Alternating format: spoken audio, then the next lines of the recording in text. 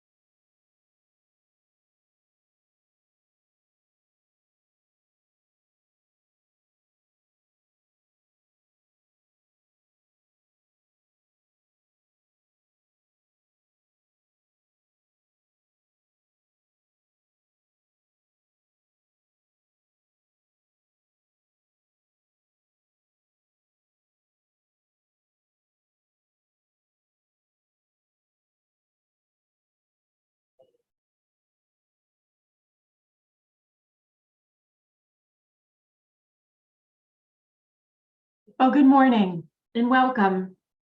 We're so excited to have you here with us today for our installment in the Bending the Climate Curve Carbon Curve lecture series here at Mazzetti. We are an employee-owned benefit corporation dedicated to bending the climate curve in partnership with our clients.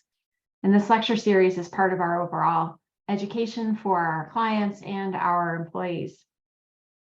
Today, we're really excited to share a story with you of Atrium Health, entitled The Long Haul, Moving Healthcare System from Energy Indifference to Energy Excellence. Atrium has a combined footprint of 42 hospitals across 4 states and is part of Advocate Health, the 5th largest healthcare organization in the country. When Atrium began its Enterprise Energy Management Program in 2012, its footprint included 10 hospitals totaling 7.5 million square feet with an average Energy Star score of 12. This presentation will address how Atrium Health made the business case for energy efficiency, developed projects, secured funding, overcame challenges, implemented solutions, and has sustained energy savings over time. As of 2023, the Enterprise Energy Management Program has resulted in a 35% reduction in annual energy consumption, $6 million in annual expense avoidance, and a 33% reduction in Atrium Health's Scope 1 and 2 emissions. The average Energy Star score of the original 10 hospitals is now 68. 6 are Energy Star certified. And Atrium Health has been named an EPA Energy Star Partner of the Year for 6 consecutive years. Atrium Health's Enterprise Energy Management Program has been nationally recognized and serves as the foundation for Advocate Health's commitment to achieve carbon neutrality by 2030 and strive for net zero carbon by 2035. This story has a personal element for me. I was part of the journey that Atrium was on when I served the organization in the role of sustainability there. And I'm really excited to see how the program has matured and advanced over the subsequent years. So today, our speakers are Michael Roberts and Elizabeth Ratner.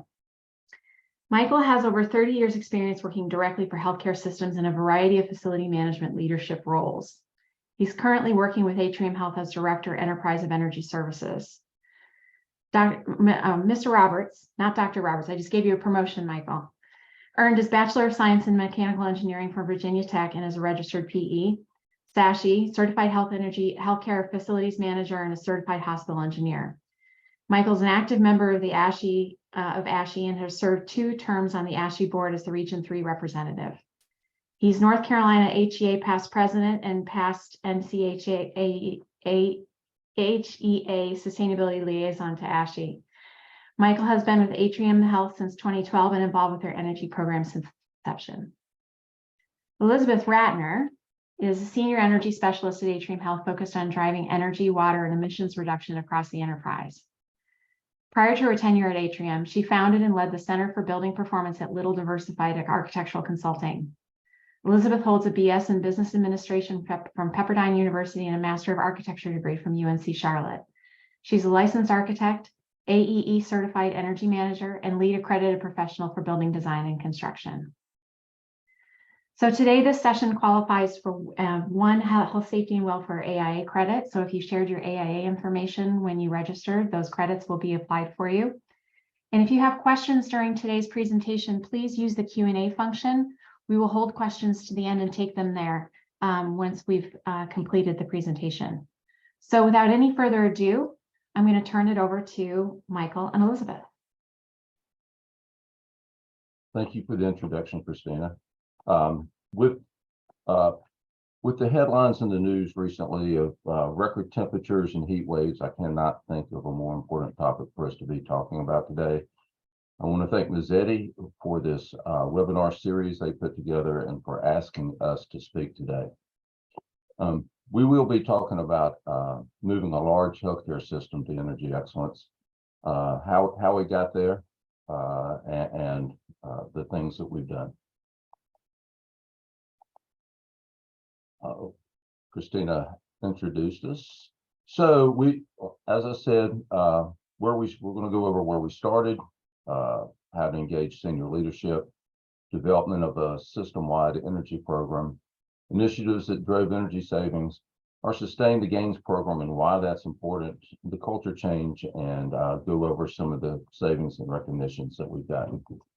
When we started this, we were actually Carolina's healthcare system, and as we got larger, we became Atrium Health. And when this presentation was put together originally, we were Atrium Health. We are now part of Advocate Health, which is a much larger system. You can almost double these numbers in size. We cover North Carolina, Georgia, and we have a hospital in Alabama. What we'll talk about today, we did with what we now call our Greater Charlotte region, which is our Charlotte hospitals, and that was the system when we started. So a couple things to go with a system-wide enterprise system, especially when we're looking at a capital ask like we were, is we need to develop a vision. We need to set a goal, think in big terms as a multi-year approach. So there's a couple of things that I thought about as I looked at the slide. One is, we as facility directors, hospital engineers, we can do a lot of different energy projects, and we will slowly reduce our energy consumption and make improvements in our efficiency. And in 5 years from now, we will be somewhere and we will be better. What we did is we developed a vision and a goal that in 5 years, we wanted to use 20% less energy than we currently was. So we weren't looking for just a small sort of ad hoc approach to it. We put together a complete program that says in 5 years, this is where we'll be.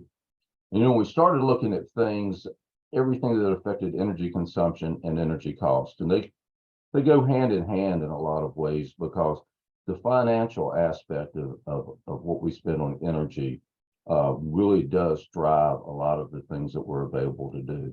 So we looked at things we could influence, whether it's, turn the lights off program. We try to get involved and influence purchasing decisions with not our large, necessarily our large physical plant equipment, which we do that, but with things like sterilizers, radiology equipment. We wanted to have those evaluations of different vendors to include not only the energy that it used, but energy and water.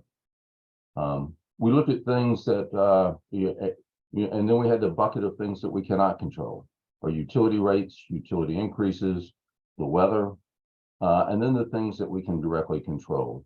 And that's where we started looking at things that we can do within our building automation system, purchases of capital renewal that wasn't necessarily part of our energy program, but really does impact and feed our energy consumption.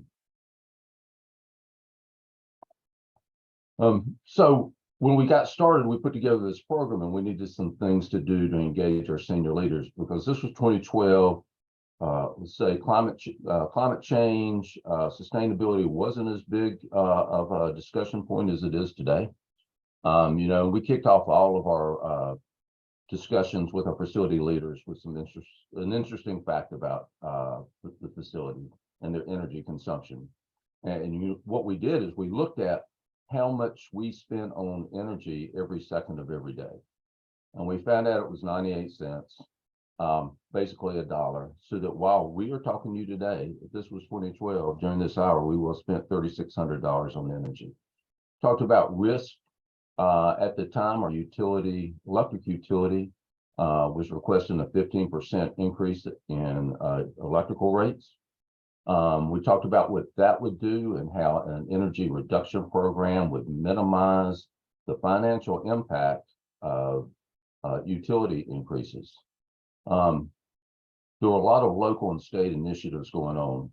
The Better Buildings Institute had just issued the 20% by 2020 challenge, and a group called Envision Charlotte had grabbed hold of it and challenged all of the businesses inside what we call the Beltline in Charlotte to reduce energy consumption inside the Beltline by 20%. And we wanted to be a partner, and we wanted to be a neighbor. And so our 20% goal played right into what Envision Charlotte was doing and all our neighbors in Charlotte and into the BBI. Today the BBI has a new goal that they put out there. Health and Human Services has put out a 50% emissions reduction goal by 2030. We can talk about that. And there's a number of other things going on. Be knowledgeable and ready for questions. This might be my favorite point on the slide.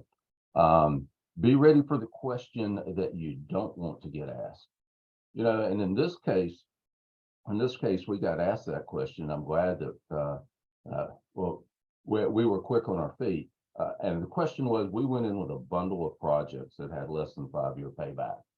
And our executive VP at the time said, well, are there any things in the bundle that have a greater than 5-year impact? And that was a question we were hoping we wouldn't get asked, but we were. And we said, yes, there are. There's one in there that's got a 7-year payback. And we were asked, we said, well, why would I fund that and not just remove it from the bundle when I have other projects that I can finance that will have less than a 5-year payback? And he liked our answer. The answer was, what this does, and I went back to the risk, it reduces the financial impact of the next utility rate, and the next utility rate height will probably bring this down below 5 years. It was a good answer. He liked it. He left it in the bundle. We moved on. Showed trends, benchmark, and be ready to answer why you are where you are. And I'll talk about that when I get to another slide. We also had another initiative going on at the time to reduce what we were looking at reducing was $500 million in 5 years from the entire enterprise. Our department got tasked with, I think it was 64 million of that.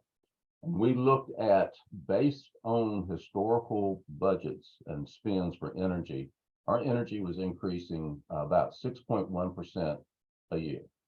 This was a $39 million increase over the next 5 years if we left it unchecked. And so in addition to the 64 million that we were looking to save within facilities management group, we're now going to have to find another 39 million to offset this. What we did with the energy project, instead of being part of the problem, which is escalation and prices rising, we became part of the solution here, because what we ended up doing, instead of increasing the budget by 39 million over a 5-year period, we started reducing it by close to 5 million a year. That's a big difference. You know, where we started, this is where we started. We had a number of hospitals below 25%, and the bottom 25% of energy efficiency, you know, in Energy Star portfolio manager. I like to joke around with my friends at some of the hospitals that they should be lucky that we benchmarked them at the end of the year and not the middle of the year, because as we were going through 2013 or going through 2012, some of these scores were actually lower.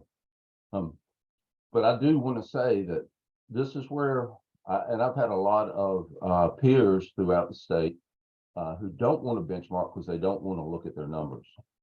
The AHA has had a big push lately on energy efficiency and where we are. And I said, you need to know where you are and have your numbers ready so that you're not, so that you can respond in a timely manner. And there's a lot of reasons for our numbers to be where they are. You know, and this is not bad management. You know, I'm facility director at hospitals for a number of years. So I know we wear multiple hats. You know, I'd like to say the number one priority we've got is life safety compliance, but it's probably whatever the crisis of the day is. And that can be anything from a broken water pipe somewhere to an ask from the C-suite. And we've got utility management. We've got just so many things going on that energy efficiency can be pushed down in a priority list. We also have other things going on, such as, you know, a lot of our capital projects are first cost and don't take energy into consideration. That's not true today, but at the time it was in 2012 when we did this. So we've got a lot of first cost capital where we're not putting in energy efficiency. Not enough for capital renewal. We've got a lot of equipment past 20 years life that's still out there operating. And one of the biggest things for us was low electrical rates. We were at about 5 cents a kilowatt hour at the time. So it's hard to justify on a financial payback a lot of projects that other areas of the country can fund when you're at 5 cents a kilowatt hour. One of my VPs sent me this really cool equipment that a hospital in California was putting in and told me I should look at it. I looked into it. It was pretty interesting. I'd like to move forward with it. But when I ran the numbers, you know, for us, it was a 15-year payback. And I looked into it. In California, it was a 5-year payback. So we couldn't do everything that we, you know, that like other areas of the country can do. So that all plays into where our Energy Star scores were at the time. The other thing I'd like to say about this is that in 2016, we got a new CEO, and he used a consulting group to kind of evaluate where facility management group was. And, you know, look, the consulting group looked a lot at our planning, design, and construction, and they looked at plant operations. And the first thing they asked for from plant operations was to give them our energy data. And I am so glad that we had been on our energy efficiency journey, pushing down costs, because I would not have liked to have given them this chart. That would not have been the best first impression. So where do we get started when we have few people to do this and we want to make a big dent in our energy consumption? Well, I'll start at the bar chart on the right. What this does is this shows the energy use intensity by healthcare building type. It's how many kBTU is used per square foot. And the blue bar is a hospital. And you can see a hospital uses more energy per square foot more than twice the energy per square foot as the next building. So this is where we decided to focus. We didn't have a lot of resources. The best bang for the buck is right here. So now that we've picked out hospitals, what should we look at for doing this? So a lot of people, the first thing on their item list is lighting. And I'll tell you, that's a great answer for a commercial, typical commercial building or an office building, because lighting, typical energy consumption of a medical office building is 1/3 lighting, 1/3 heating and cooling, 1/3 plug load. So any one of those three will have about an equal impact. Not so in a hospital. In a hospital, lighting 16%.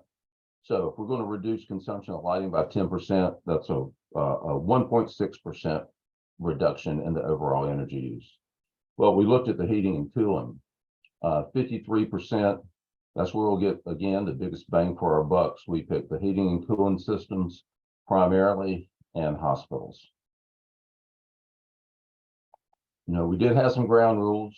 Patients first always, no compromising Atrium values, no compromising patient staff, safety, experience, or comfort, and no compromising regulatory requirements. So we picked our hospitals at the time, and we had a number of investments. We reviewed a number of things we wanted to do, and our criteria for what we picked is in the bottom left there. We wanted things that were smart, rapid deployment, had a net margin improvement of less than 5 years, and net margin improvement is not a simple payback. It is to pay back within 5 years and provide a 10% internal rate of return on the funds that we use. Are scalable and applicable to most direct patient care sites. And a number of other things. What we wanted is we weren't looking for a lot of one-off projects. Let's do this at one hospital and do something different at another. We wanted a package of things that we could do at all the hospitals. And one of the reasons was that, you know, we wanted a lot of consistency in what we did, but we also thought that as a system, we would be growing. And we wanted that bundle of projects to be applicable anywhere to any hospital that we might bring in to our healthcare system.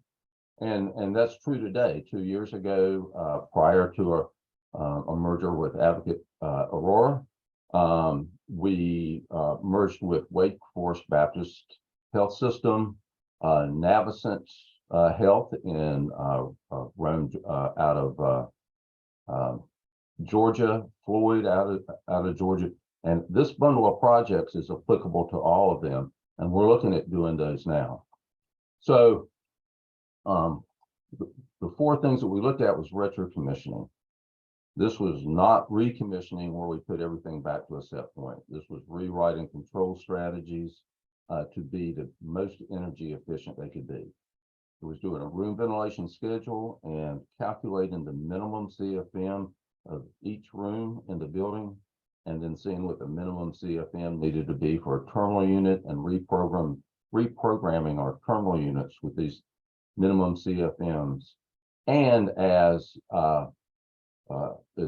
is noted, as is defined in the SASHE guidelines for commissioning that were put out in 2010, one of the chapters is on retro commissioning.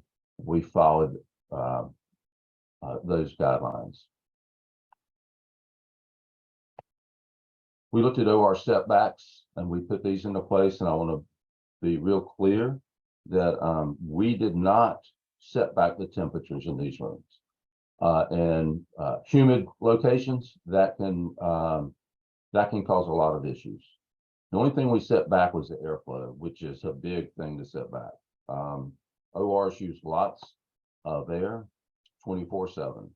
Minimum airflow is 20 air changes an hour in an OR. We had ORs with up to 43 air changes an hour.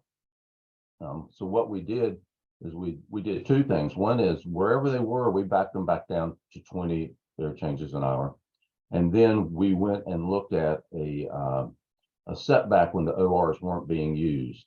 There's a number out there. We've reduced our air changes to 6 air changes an hour when they're not being used. This is a big energy saver.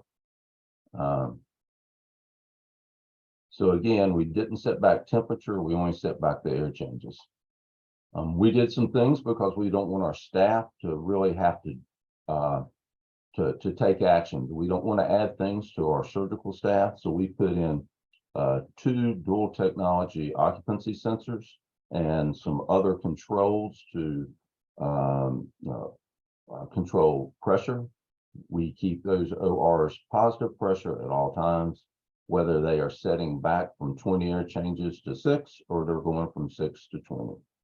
We put in these LED screens, and if the room is 20 air changers or more, positive pressure, and the relative humidity is less than 60%, the screen is green.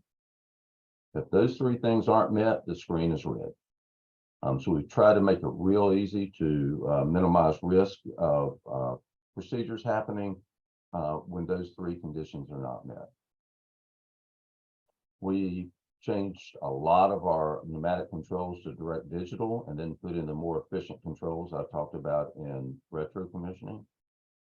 There's things, things that we put in to automate, such as if all the terminal units on an air handling unit are reheating to 30% or more, then the discharge air temperature on their air handling unit's probably too high.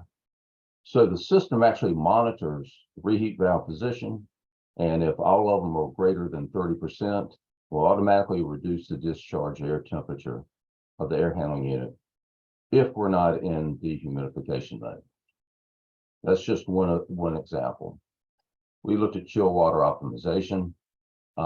This is chill water plant, and the chiller plants are a big use of energy. So we looked at that so we could optimize our chill water.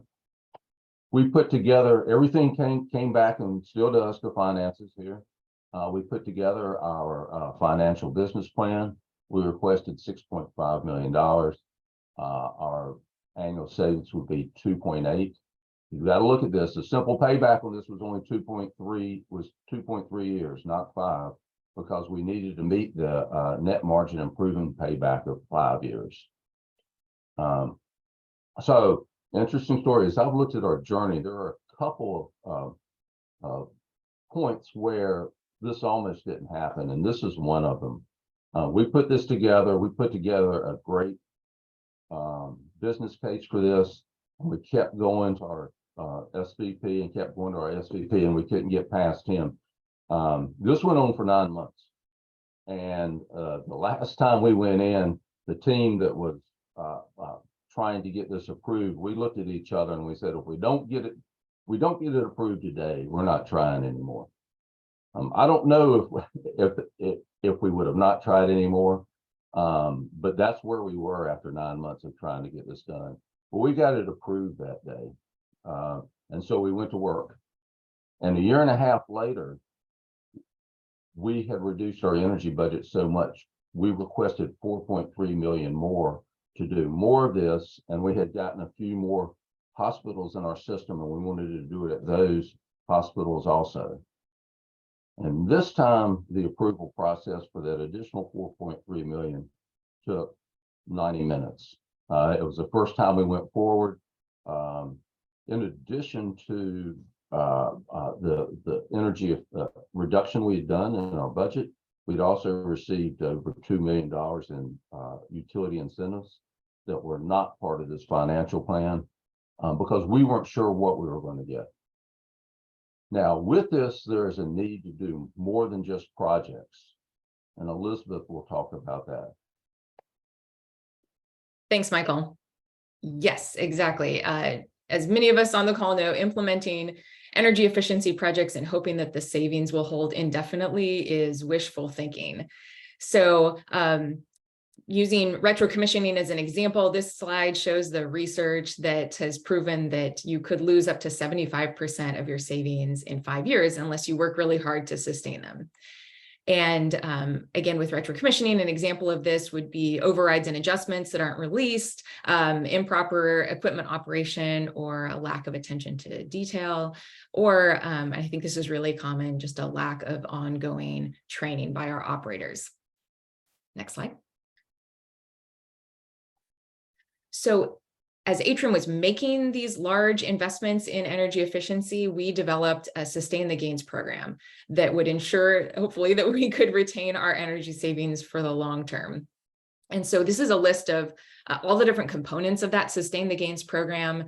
And some of these were included even in the energy efficiency projects that Michael has just run through, even though they did make the payback slightly longer because their business case was so strong. And they were our best hope at ensuring that the savings, would sustain and still be there when we went to ask for more funding in the future for additional projects. So these are a really critical part of our enterprise energy management program. And on the next couple slides, we'll look at two of them in depth. So this first one here is our smart buildings team. And this was established as part of those energy efficiency projects. It's made up of one engineer and two BAS experts. And like I said, came into being right alongside those energy efficiency programs at our acute care hospitals.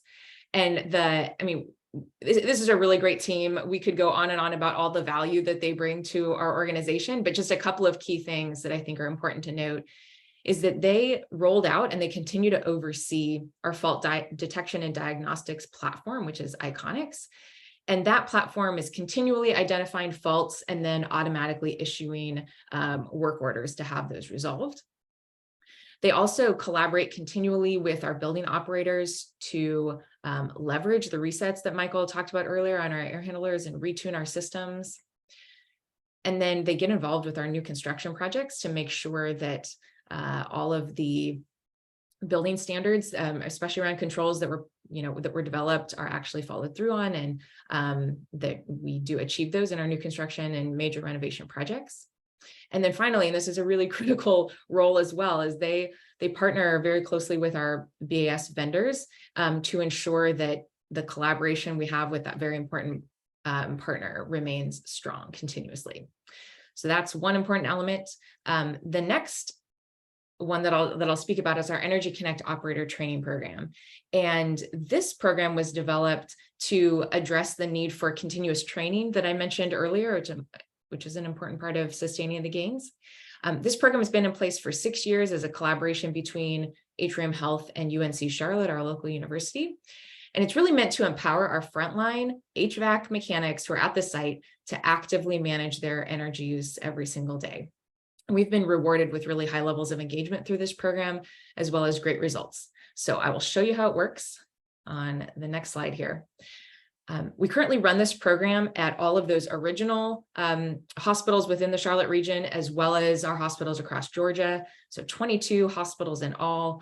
And at those sites, we've identified 2 designated, what we call energy performance experts. They're HVAC mechanics. And so when we onboard these hospital facilities, we invest in a lot of training. And that training is both classroom-based and hands-on right at the equipment. And it's meant to demystify how their HVAC systems are using energy, and really critically to identify what will make a worthwhile energy opportunity. And then during that time, we also train them on a performance review process for air handlers and their waterside systems. There's an example there off to the right of this slide. And these processes in particular are meant to kickstart their energy troubleshooting, and start making that a habit. And then and this has been going on for several years now, we meet with our sites every single month, all of these 22, and we go over the reviews that they've completed. And we also, we review those findings, and then we discuss those and additional opportunities, and then agree on an implementation plan. And these monthly meetings are really important because they also give us an opportunity to look at our energy management system dashboard, which shows their individual site performance. And now we can discuss also some of our emissions reduction goals and renewable energy opportunities that might be on the horizon. And the really great news there at the bottom is that not only has this program met the need of continually training our operators and helping us to sustain our original energy targets, but it's also helping our operators to drive additional 1 to 3% savings at their sites every year, which has created, like I said, engagement and ownership. So we've been really excited by this program. And I think we would be remiss if we didn't talk about culture change. It's not necessarily an initiative that you can invest in and force to happen, but it's been a really positive result. And now I think a critical part of our Sustain the Gains program has been this mindset and culture shift around energy efficiency. I think, Michael and I, you always step back and try to think, how did it happen? Could we replicate it? And that's a really tricky thing to do. But I think ultimately it resulted from how we went about implementing the energy efficiency projects, as well as the Sustain the Gains initiatives. So just a couple quick examples. If you read this quote up here from one of our mechanics, you can see that we've always been really focused on connecting energy efficiency to our purpose as an organization. And that has dramatically helped to shift our culture in this way. I also think that investment in training and tools makes a big difference, for individuals to feel as though their education and personal advancement is important to the organization.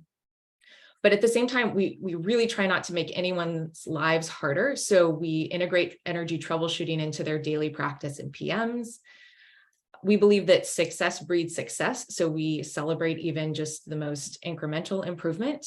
And then finally, we recognize both effort and achievement, which we'll talk about here in a couple of slides. And that's our best guess at, how this culture shift has happened, but it's been really positive and we continue to nurture it. So Michael, back over to you for some more results. Thanks, Elizabeth. That's great stuff.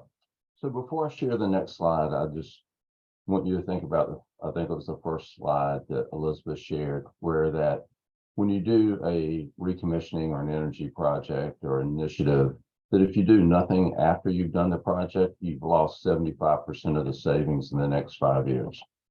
Also, that we had a goal of 20% in 5 years. So this is where we ended up, and this is where we are. We actually hit our 20% reduction in 5 years. We started in 2012. You can see in 2013, that we call it energy creep. That was going on every year. It continued to go up. That's about what we were saying. That's 3 points. That's almost 10%. We were actually sweating 20%. We were at 19% in November of 2017. We hit 20% in December. But we didn't see the 75% loss. The Sustain the Gains that Elizabeth talked about has driven our energy consumption down even more, and our focus and the culture change that's happened. So as of the December of 2022, that 20% had gone down to 35%. We track these numbers because our leadership likes to see the results of what they invested in. You can see in 2022, the 35% reduction has ended up in a $6 million savings out of that 1 year. We have a cumulative $34 million in savings. This does not include the increase that we stopped. An earlier slide I had showed that if we did nothing in 5 years, we would spend $39 million more in energy cost.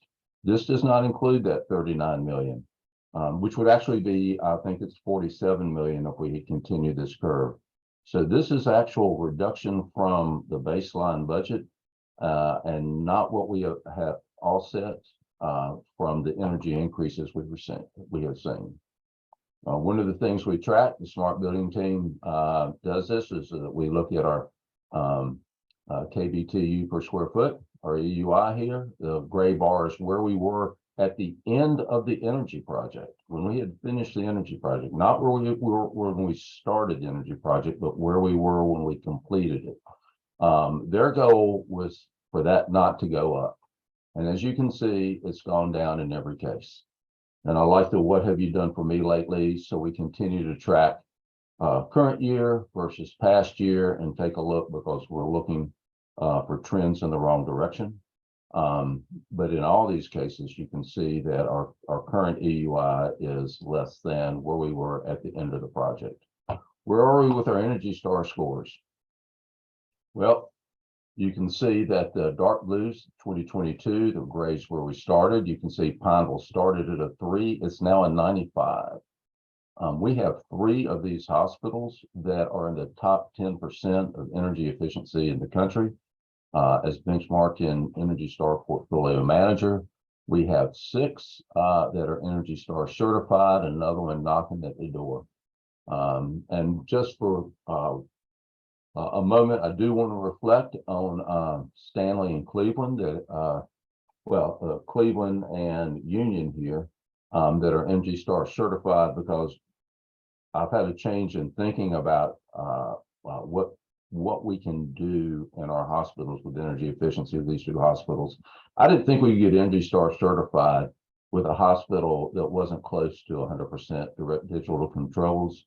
Both of those hospitals have more than 50% pneumatic controls, and they've gone in to see what they can do with the control systems they've got. They've tightened things up, and they've looked at set points, and they've looked at dead bands. And as you can see, with more than 50% pneumatic controls, they are still Energy Star certified. There are other things that are a little less tangible than the direct financial savings. We do have more accurate environmental control. The first hospital that we implemented this project in, a few months after the project was we had done the project, I was touring it with the facility director there. And he said, you know, one of the greatest things that's happened is I quit getting hot and cold complaints. I used to not be able to leave my office without being grabbed by someone and saying, my office or this room is too hot or too cold. And that doesn't happen anymore. Reduced capital and operations cost. The equipment's not running as hard. It's not wearing out as fast. We've received $3.2 million in utility incentives. And we recently went on a strategic facility master plan. And because of this energy project, we have avoided $3.3 million in central energy plant upgrades. We added a 300,000 square foot tower to one of our campuses without having to add a chiller, a boiler, or a generator because of the reduction in energy that they have seen through our initiative. So one of the things that's helped us get funding is not just the financial success, but some of the awards that we've gotten. So as you do this, as you go down this road and this becomes your journey, do apply for all the awards that you can get. Our leadership likes them.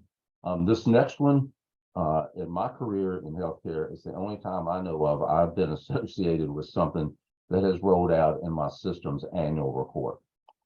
And that is that we are an Energy Star Partner of the Year. The 3rd year that we received it, it's called Sustained Excellence. And I'll tell you, this is another one of those points where this almost didn't happen. This turned out to be a very difficult award to get. And we didn't get it the first year that we applied for it. But we continued our journey, and we kept applying, and we got it. So I'm really, really happy. This is, to me, one of the bigger energy awards that we have in the country. We've got Energy Star certified hospitals for a number of years in a row. And the first awards that we got were SrHE Energy Care Awards. Elizabeth, I think you were going to talk about these. So. Yeah, exactly. So I dropped here on the lower left-hand portion, the award criteria. So you can achieve these awards a couple of different ways. But we're really proud to have achieved 49 in all thus far, meeting some of this different criteria. And just a quick news release that the 2023 awards will be announced on Thursday. So keep your eyes out for that press release. We're really proud of how our journey has continued to help us achieve these awards. And just one more note on the SrHE Awards, as well as the Energy Star Awards. I talked on an earlier slide about the importance of recognition. And so we definitely leverage these awards in order to do that. So each year when a facility receives its Energy Star certification, and then oftentimes has an SrHE award to go along with it, we highlight it in their facility newsletter. And then we also hold a luncheon with plant operations, as well as the green team and the facility president, Michael will give a presentation on the energy journey of that specific facility so that they can really be proud of how far they've come. And we present the facility president with the Energy Star plaque. So just another example of how obviously it takes time to apply for awards and plan recognition, but we think that that's just a critical part of our program. And SrHE, on the next slide, you can see SrHE has changed some of their awards in recent years. Now they have a sustainability champion and sustained performance. So keep an eye out for those on Thursday. But previously they had a single energy champion award. And in 2020, that was given to Cleveland. This is one of those facilities Michael said is 75% pneumatic, but these guys just worked hard on all of their systems over the course of 2019 and reduced to their weather normalized EUI by 19% in a single year. So they got well-deserved recognition in the magazine for that. And we're still just really proud of the accomplishment that they made. And then on this slide here, we oftentimes use equivalencies to try to normalize and explain our accomplishments. And this is one of our favorite equivalencies. Instead of trees planted or cars taken off of the road, we look at how many hospitals we can power for free or we've taken off the grid along with their associated emissions due to our energy management program.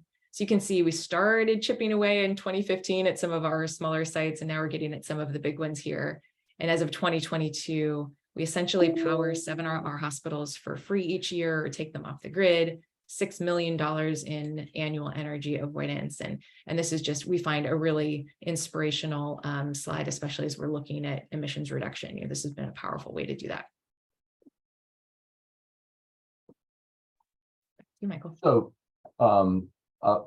we all love this slide. It's our elevator speech. And this used to be our drop the mic slide at the end of our energy presentation. But today we find ourselves in a new world where we're talking about decarbonization of healthcare, and energy efficiency plays directly into the decarbonization of healthcare, with energy making up 94% of Scope 1 and Scope 2 GHG emissions. This enterprise energy management reduction of 35% in this acute care portfolio has resulted in a 33% carbon footprint reduction in Scopes 1 and 2. So if you're looking at reducing your emissions by 50% by 2030, this is, to me, the best place to invest.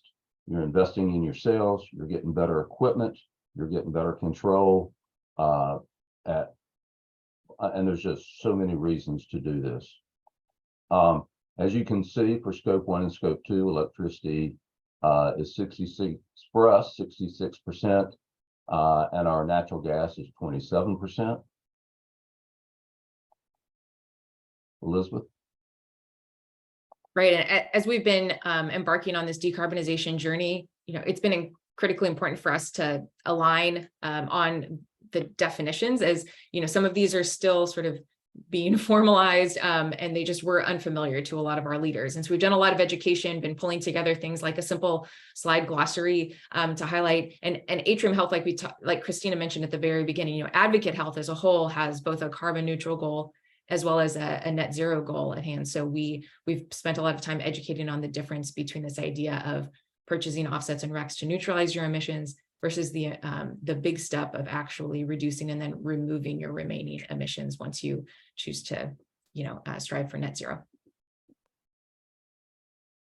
So one of the things that we've done is we've looked at how an investment in a capital energy efficiency program can reduce our emissions and also pay for whatever we need to do to be carbon neutral or 100% renewable. So as you can see, the total operating expense down here, we continue to have a reduction in that and pay for green tariffs, VPPAs, RECs, on-site solar, whatever it is that we need to be carbon neutral can be funded out of the energy savings and still reduce the utility budget.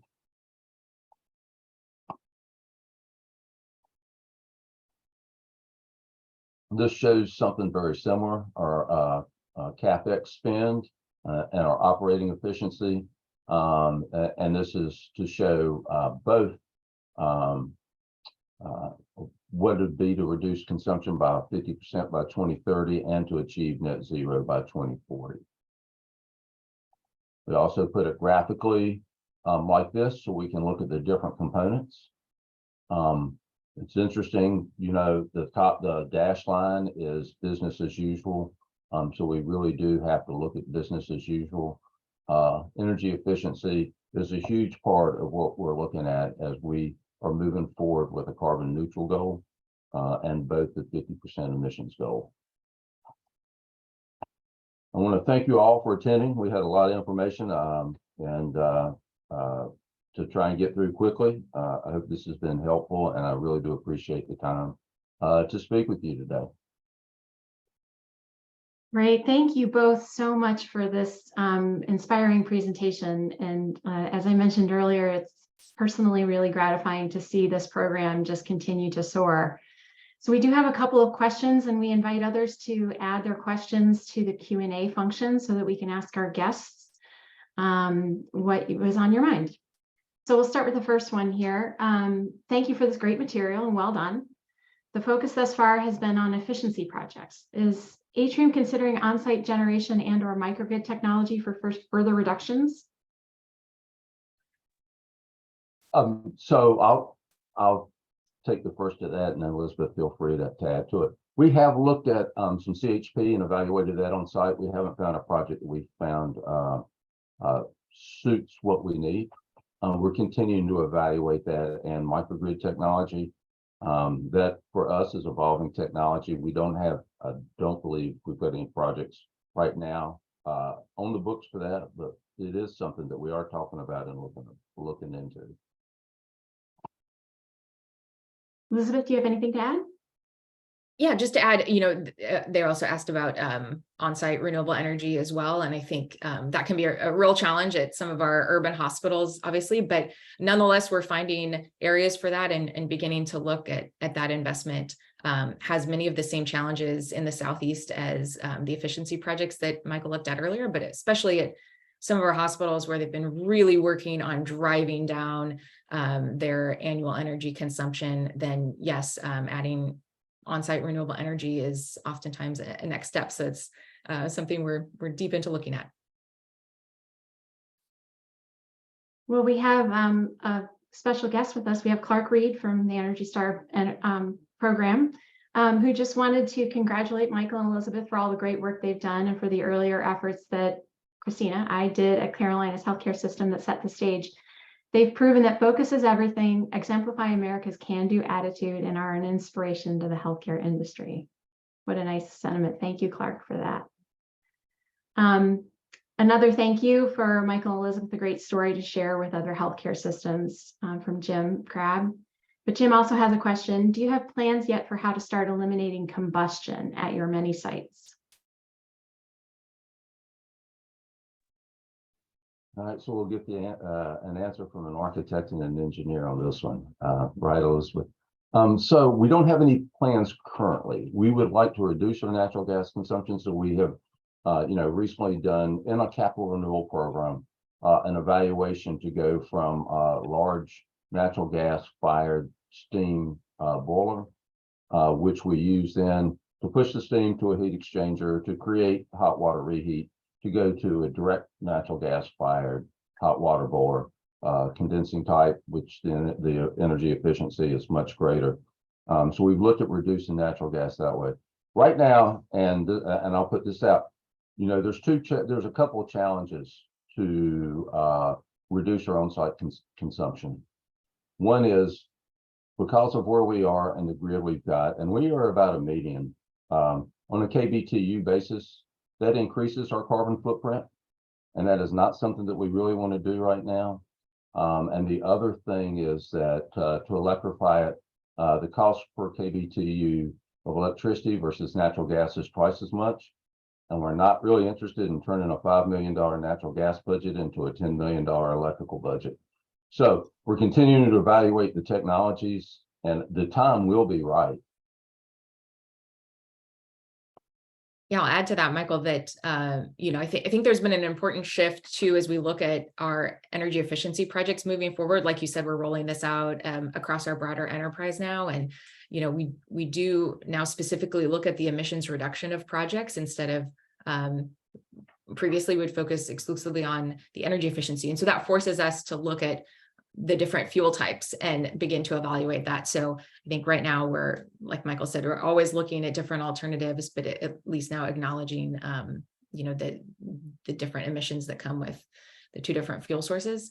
And then I just wanted to, take a moment to acknowledge Mazzetti's role in helping to educate all of healthcare on where we are in terms of decarbonization technologies and pilot projects and things like that. A couple of years ago, you launched a Decarb Healthcare webinar series similar to this. And that was, I think for many people, the first time that we've talked with our peers about decarbonization. And now obviously it's at a lot of conferences as well. But and Mazzetti just the other day, again, published a guidebook on decarbonization, which I would encourage all of you. Maybe Troy, you could put the link in the chat or something, people could go check that out. But I think it's organizations like Mazzetti bringing us all together on this topic, both informally and formally, to discuss what are our challenges and what we've tried, what had success with, et cetera.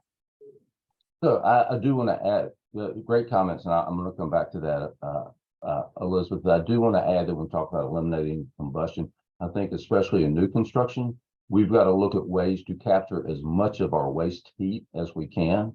And by capturing and reusing the waste heat, that will reduce our need for on-site generation, heat pump chillers, heat wheels, whatever. We've got to look at this technology because that does reduce the load on what is traditional on-site generation.